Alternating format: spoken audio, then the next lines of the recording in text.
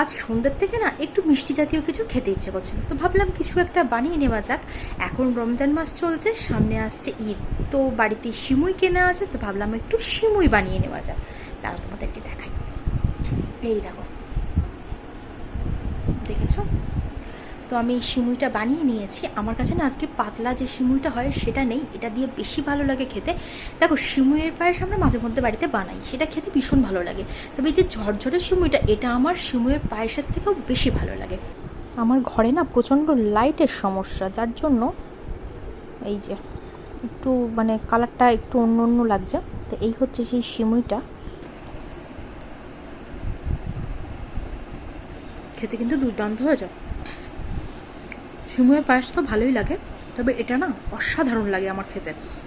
তোমরা আমাকে কমেন্টে জানিও তো তোমাদের কোনটা ভালো লাগে, সিমুইয়ের পায়েস না এই ঝরঝরে সিমুই, না নবাবী সিমুই, কোনটা তোমাদের বেশি ভালো লাগে অবশ্যই কিন্তু কমেন্টে জানিও।